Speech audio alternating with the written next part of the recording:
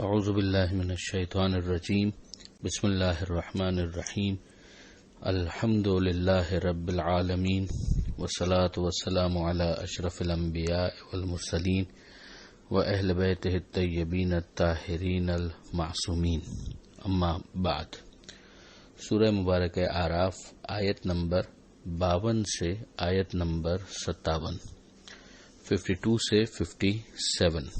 بسم اللہ الرحمن الرحیم۔ وَلَقَدْ جِئْنَاهُمْ بِكِتَابٍ فَصَّلْنَاهُ عَلَى عِلْمٍ هُدًى وَرَحْمَةً لِقَوْمٍ يُؤْمِنُونَ۔ هَلْ يَنظُرُونَ إِلَّا تَأْوِيلَهُ يوم يأتي تأويله يقول الذين نسوه من قبل قد جاءت رسل ربنا بالحق فهل لنا من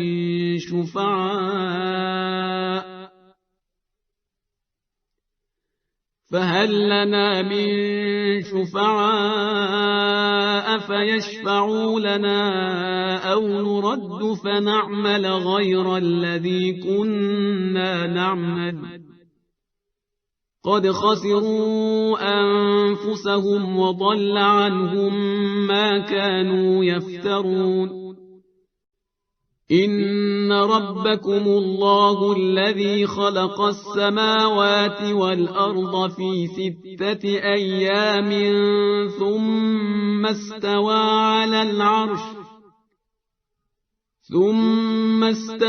على العرش يغشي الليل النهار يطلبه حثيثا والشمس والقمر والنجوم مسخرات بأمره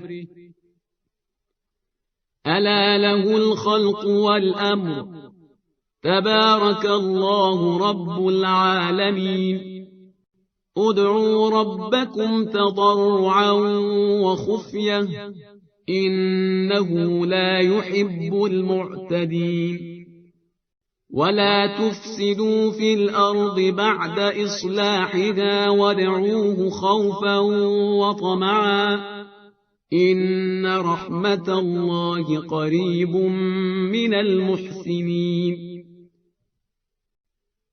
وهو الذي يرسل الرياح بشرا بين يدي رحمته حتى إذا أقلت سحابا ثقالا سقناه لبلد ميت فأنزلنا به الماء فأخرجنا به من كل الثمرات كذلك نخرج الموتى لعلكم تذكرون۔ گزشتہ صفحے پر ہم نے دیکھا کہ جنت والے اور جہنم والے آپس میں کس طرح سے کمیونیکیٹ کر رہے تھے اور جو ان کی گفتگو کا خلاصہ تھا اسے وہاں پر درج کیا گیا، اور ساتھ ہی آراف کا جو مسئلہ تھا اس کو بھی ڈسکس کیا گیا۔ اب واپس پروردگار عالم دنیا میں جو کیفیت ہے اس کی طرف متوجہ کرتا ہے۔ وَلَقَدْ جِئْنَاهُمْ بِكِتَابٍ، ہم ان کے پاس لائے ہیں ایک ایسی کتاب، فَصَّلْنَاهُ عَلَى عِلْمٍ، جسے پورے علم کے ساتھ ہم نے تفصیلی بیانات کا حامل بنایا ہے، یہ اس کی پہلی صفت ہے۔ ہدن، اور وہ ہدایت ہے، ورحمتن، اور وہ رحمت ہے، لقوم یؤمنون، ان لوگوں کے لیے جو ایمان لائیں، یعنی جب ایمان لے آئیں گے تو پھر وہ یقیناً اس سے استفادہ کر سکیں گے، ہدایت بھی حاصل کر پائیں گے مزید، اور رحمت بھی حاصل کر پائیں گے۔ پھر ارشاد ہوتا ہے کہ حل ینظرون الا تأویلہ، کیا انتظار ہے انہیں سوائے اس کے کہ اس کا انجام ان کے سامنے آ جائے، یعنی یہ سرزنش کا انداز ہے، ڈانٹنے کا انداز ہے کہ جب ایسی کتاب آ چکی ہے، ایسا رسول آ چکا ہے جس کے اندر یہ صفات پائی جاتی ہیں، تو پھر اگر یہ لوگ ایمان نہیں لاتے تو پھر انہیں کس چیز کا انتظار ہے سوائے اس کے کہ اس کا انجام ان کے سامنے آ جائے۔ تو ایک چیز جس کو سمجھایا جا رہا ہے، اگر اس کا انجام ہی سامنے آ گیا تو پھر اس کے بعد کسی چیز کو ماننے کا فائدہ کیا ہوگا؟ ایمان تو اسی وقت مفید ہے جب اسے پہلے اختیار کیا جائے۔ یوم یاتی تاویلہ، وہ دن کہ جب اس کا انجام، اس کا نتیجہ سامنے آ جائے گا، یقول الذین نسوہ من قبل، تو کہیں گے وہ لوگ کہ جنہوں نے اس کو پہلے بھلا دیا تھا، من قبل قد جاءت رسول ربنا بالحق، جو وہ کہیں گے اس کو 3 جملوں کے اندر یہاں پر خلاصہ کیا گیا۔ وہ پچھتاوے کے عالم میں یہ کہہ رہے ہوں گے کہ یقیناً ہمارے پاس ہمارے رب کے رسول آئے تھے اور وہ بالکل سچ اور حق پیغام لے کر آئے تھے۔ قد جاءت رسول ربنا بالحق، تو یہ تو ہو گیا پہلا جملہ کہ ہمارے پاس رسول آئے تھے مگر ہم نے اس کو اگنور کر دیا، تو اب یہ پچھتاوا ہے۔ فَهَلْ لَنَا مِن شُفَعَاءَ فَيَشْفَعُوا لَنَا، تو کیا ہمارے لیے کوئی شفاعت کرنے والا ہے جو ہماری شفاعت کرے؟ اب یہ پھر وہ حسرت کے ساتھ دیکھ رہے ہوں گے اس موقع پر کہ جو ایمان لے آئے مگر کچھ کوتاہی اگر ان سے ہوئی بھی تھی اتنی کہ جو دائرہ ایمان سے خارج کا باعث نہ بنے، تو وہاں پر شفاعت کا انتظام اذن پروردگار سے ہوگا، مگر یہاں یہ افراد جو ہیں وہ شفاعت سے بھی محروم رہیں گے۔ تو وہ کہیں گے اور پھر ایک دفعہ پچھتاوا ہوگا کہ کیا ہے کوئی ہماری شفاعت کرنے والا کہ جو ہمارے شفاعت کرے۔ تیسرا جملہ جو یہاں پر ہے، او نرد، کہ ہمیں پلٹا دیا جائے، فَنَعْمَلْ غَيْرَ الَّذِي كُنَّا نَعْمَلْ، تو ہم عمل کریں اس سے ہٹ کر جو ہم کیا کرتے تھے۔ یہ تینوں جملے پچھتاوے کو بتا رہے ہیں کہ رسول آئے، ہم نے اگنور کر دیا، آج کوئی ہماری شفاعت کرنے والا نہیں ہے۔ کیا ہمیں پلٹایا جا سکتا ہے کہ ہم اپنے باطل اعمال کو جو ہم لوگ کیا کرتے تھے اب ترک کر دیں اور صحیح اعمال جا کر دنیا میں انجام دیں؟ قد خسروا انفسهم، انہوں نے اپنے آپ کو نقصان پہنچایا، خسارے میں رہے، وضل عنہم ما كانوا یفترون، اور اب غائب ہو گئے ہیں ان سے وہ سب جو یہ بہتان باندھا کرتے تھے۔ اگلی آیت میں پروردگار عالم اپنا تعارف کرواتا ہے کہ ان ربکم، کہ یقیناً تمہارا رب، تمہارا پالنے والا کون ہے؟ اللہ، وہی اللہ ہے۔ الذی خلق السماوات والارض فی 6 ایام، کہ جس نے آسمانوں اور زمین کو پیدا کیا 6 دنوں میں، ثم استوى علی العرش، پھر وہ متمکن ہوا عرش پر۔ یہ دونوں لفظ استعمال ہوئے کہ 6 دنوں میں آسمان اور زمین کی خلقت ہوئی، پھر وہ عرش پر متمکن ہوا۔ یغشی اللیل النہار، وہ رات کو دن پر ڈھانپ دیتا ہے، یعنی یہ محسوس ہوتا ہے جو روزانہ ہم دیکھتے ہیں کہ دن ہوتا ہے اور اچانک رات کی چادر آتی ہے اور سیاہ چادر جو ہے وہ دن کے اوپر حاوی ہو جاتی ہے۔ جو ایک لشکر تھا وہ آ کر قابو پا لیتا ہے دن کے اوپر۔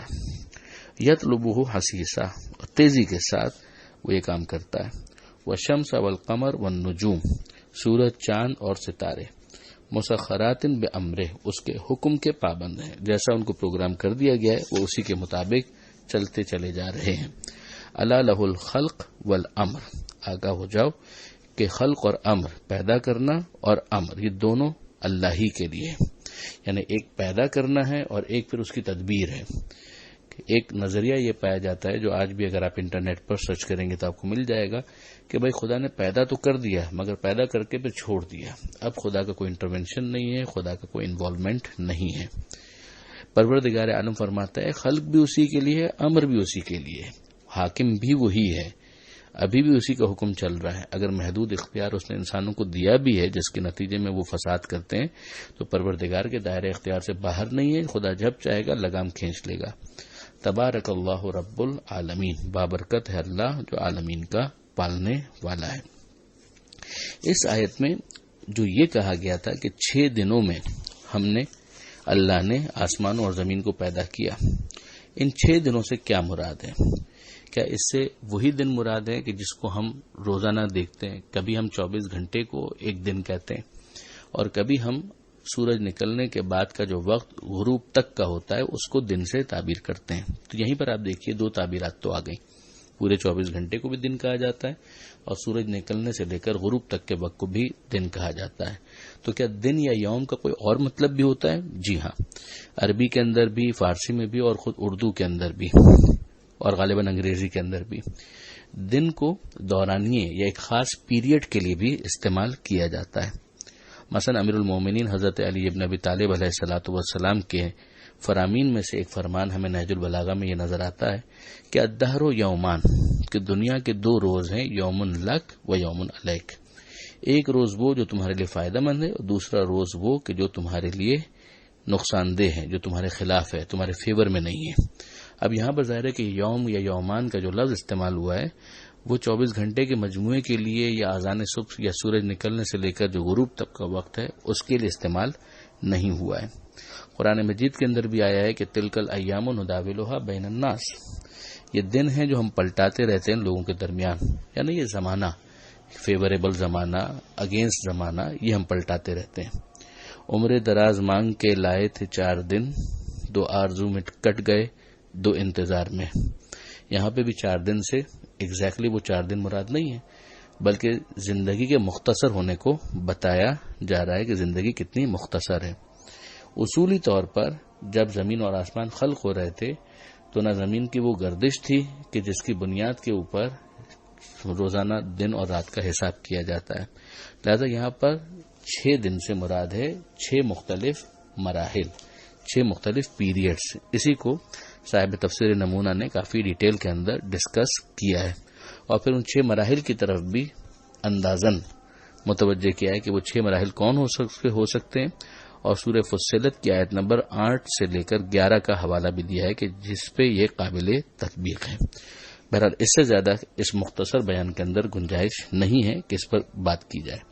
اسی طرح سے جو لفظ استعمال ہوا عرش، عرش کا مطلب ایک ہوتا ہے تخت، مختصراً اگر بات کی جائے۔